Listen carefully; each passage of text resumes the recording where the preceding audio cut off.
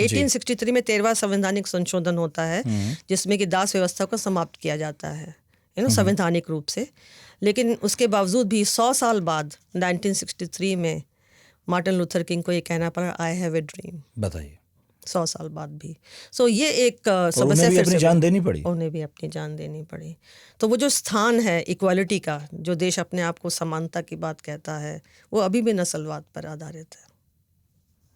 क्या कमाल का लेकिन विरोधाभास है। इंटरेस्टिंग बात यह है कि नस्लवाद की समस्या होने के बावजूद भी अमेरिका एक आर्थिक राष्ट्र के रूप में उभरता है।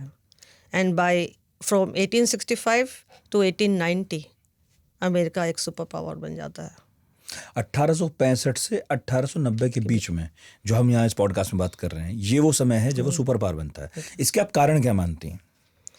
एक तो सिविल वॉर से लेसन्स बहुत अमेरिका लेता है कि औद्योगिकरण बहुत इम्पोर्टेंट है। कमजोर भी तो हुआ होगा ना इन 5-6 सालों में, आपस में लड़ रहे थे लोग। बिल्कुल कमजोर हुआ था, इसीलिए उससे इसको इतना ज़्यादा इसलिए नहीं फर्क पड़ा क्योंकि जब एकता के सूत्र में बन गया तो ट्रेड एंड कॉमर्स बहुत तेजी से इसने विकसित किया। और सबसे इम्पोर्टेंट है कि रेल मार्गों का बहुत तेजी से इसने विस्तार किया, जिसको बोलते हैं कि bringing America into the orbit of economic unification, कि अगर हम कैलिफोर्निया में हैं तो वो माल न्यूयॉर्क तक पहुंच जाना चाहिए। तो विदाउट रिकवरी तेज थी, आप ये कह रही हैं? बहुत तेज रिकवरी थी। और रेलवेज ने बहुत बड़ा इसमें योगदान दिया, औद्योगिकरण ने बहुत बड़ा योगदान दिया, और नए प्राकृतिक संसाधनों का यहाँ पर खोज हुई थी इसी समय। तो जिसमें कि पेट्रोलियम एक बात आती है, यानी जिसे बोलते हैं यूरेनियम आती है, खनिज पदार्थ बहुत मिलते हैं। बीच में अलास्का भी आ जाता है, उसे खरीद लिया। और अलास्का में भी 1870 या 1870 के बाद वहाँ पे भी सोना मिलता है इसको। पहले पता नहीं था ना रूस को, पहले पता नहीं था इसमें सब है। सोना है, उन्होंने बेच दिया। हाँ, ये सब बेच दिया। तो ये सब चीज़ें जब अमेरिका के नियंत्रण में आती हैं तो it's not only the lessons which they learn but in giving importance to industrialization and more than anything else, जो अमेरिकी यूनिवर्सिटीज़ हैं उसमें नए विभागों की शुरुआत होती है, जैसे कि MBA, इकोनॉमिक्स, सोशियोलॉजी। MBA कब से शुरू हुआ? अमेरिका में शुरू हुआ। कब से? 1890 के बाद। क्या बात कर रही हैं आप? MBA इतनी पुरानी पढ़ाई है? हाँ, उन्होंने शुरू किया कि जब आप औद्योगिकरण कर रहे हैं तो उद्योगों को चलाने के लिए आपको प्रोफेशनल क्लासेस चाहिए, वो कहाँ से आप लेकर आएंगे? MBA वालों को इज्जत से देखा करो भाई, बहुत पुराना, मुझे नहीं पता इतनी पुरानी पढ़ाई है।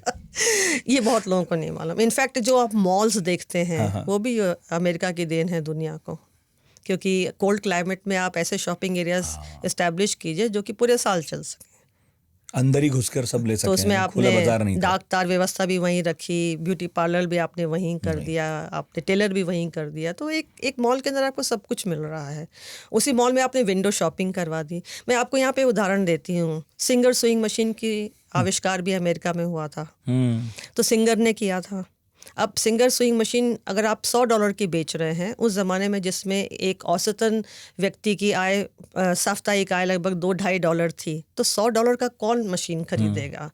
तो आप उस मशीन को कैसे बेचोगे? आपने दुकान खरीदी, उसमें आपने एक बड़ा सा सुंदर सा अपने विंडो लगाया, विंडो के पार आपने एक सुंदर सी लड़की को बिठाया और वो सिलती जा रही है कपड़ा बहुत तेज़ी से, और उसमें आपने ये एडवर्टाइजमेंट लगाया कि come inside and see it.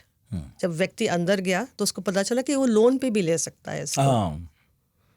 तो window shopping, advertisement, loan system and teaching you how to use that machine for free, and then you can take it home. सच में पूंजीवाद का बाप है।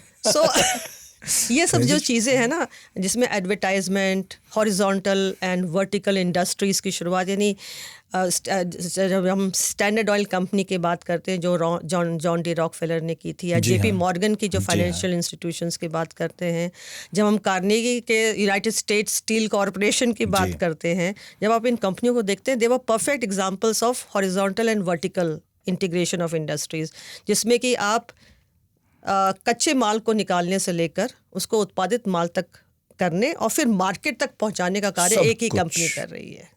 एक ही कंपनी करी, जिसमें वो एडवर्टाइजमेंट शुरू करते हैं जो दुनिया ने पहले कभी नहीं देखा था, मार्केटिंग शुरू करते हैं जो दुनिया ने पहले नहीं देखा था, मोनोपोली कंपनीज की शुरुआत करते हैं जैसे mergers, cartels, trusts, holding companies, इन सब की शुरुआत करते हैं कि मार्केट और मनी दोनों को कैसे कैप्चर किया जाता है, एकाधिकार कैसे स्थापित किया जाता है। पर मेरे मन में प्रश्न है, हालांकि हम जो अगला एपिसोड कोई करेंगे वो ब्रिटेन पर भी करेंगे, वो कैसे एम्पायर बना, लेकिन ये सब तो ब्रिटेन में होना चाहिए था। वो कंपनियां बनाने के लिए मशहूर थे, उपनिवेशवादी ताकतें वो खुद थे, वो लोग व्यापार करते थे पूरी दुनिया में, शेयर मार्केट हो, ये सब उन संरचना बनाने वाले लोगों में शामिल थे। तो मुझे ये क्यों नहीं सुनने को मिल रहा है कि ये सब ब्रिटेन से हुआ? और हाँ, जो सबसे बड़ी क्रांति हुई औद्योगिक, वो ब्रिटेन में होती है, मैनचेस्टर की मिलों में हो रही है। तो फिर ऐसा क्यों है कि आप मुझे बता रही हैं, सूचना दे रही हैं कि सब तो अमेरिका में हुआ था? क्योंकि अमेरिकी जो यूनिवर्सिटीज़ थी उसमें मेजर जो फंडिंग थी रिसर्च लैब्स के, वो ये उद्योगपति कर रहे थे, क्योंकि उनको मालूम था कि अमेरिका में बहुत कुछ ऐसा है, प्राकृतिक संसाधन है जिनके बारे में हमें मालूम तो है, लेकिन उसका उपयोग कैसे किया जाए वो हमें नहीं मालूम है। और उसके लिए साइंटिफिक इन्वेंशंस और डिस्कवरीज की बहुत अधिक आवश्यकता थी। जो जितने भी रिसर्च लैब्स थे उसकी जो मेजर फंडिंग थी वो जॉन डी रॉकफेलर और मॉर्गन जैसे उद्योगपति कर रहे थे, जिसको हम बिग बिजनेस कहते हैं, बड़े व्यावसायिक कंपनियां। यहाँ पे हम उनको कंपनी भी नहीं बोल रहे हैं, इंडस्ट्री भी नहीं बोल रहे हैं, बिग बिजनेस ऑर्गेनाइजेशन वर्ड का इस्तेमाल भी पहली बार हो रहा है, क्योंकि ये लोग रॉ मटेरियल पे भी कंट्रोल कर रहे हैं, ये प्रोडक्शन पे कंट्रोल कर रहे हैं, मार्केटिंग पे कंट्रोल कर रहे हैं और कैपिटल मार्केट्स को कैप्चर करके और R&D के लिए पैसा दे रहे हैं, और R&D के लिए पैसा दे रहे हैं।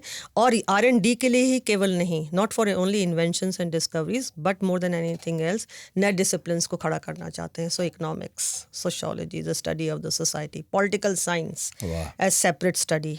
लेकिन यहाँ पे थियोलॉजिकल स्टडीज़ नहीं हो रही हैं यूरोप की तरह से। सो यहाँ पे जो यूनिवर्सिटीज़ भी बन रही हैं उनको जो लिबरल एटमॉस्फेयर प्रदान किया गया वो एक बहुत इंपॉर्टेंट पार्ट था, क्योंकि उन पे रिलीजन का बहुत ज़्यादा इम्पैक्ट नहीं था, जो कि आपको यूरोप पे देखने को मिलता है। ओके, और ये वैल्यू सिस्टम वहीं से आता है जो आप बात कर रही हैं। Capital being invested in modern education वो आपको यूरोप में देखने को नहीं मिलता है। हाँ, सो ये एक बहुत बड़े, यही अट्रैक्शन है कि इतने सारे भारतीय छात्र आज भी अमेरिका जाके पढ़ना चाहते हैं।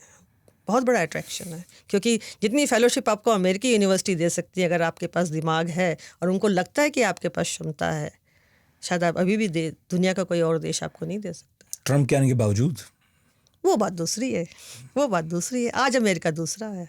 हाँ, आज मैं उस अमेरिका को देख रही हूँ जो शायद पतन के कगार पे चल चुका है। शायद हर एक देश की उन्नति होती है तो विकास का एक चरम सीमा होती है, उसके बाद तो नीचे आना ही है। ये तो साइक्लिक है। आप कोई भी इतिहास उठा के देख लीजिए, अगर आप ऊंचाई तक पहुँचे हैं तो फिर नीचे नीचे आपको नीचे आना भी ज़रूरी है।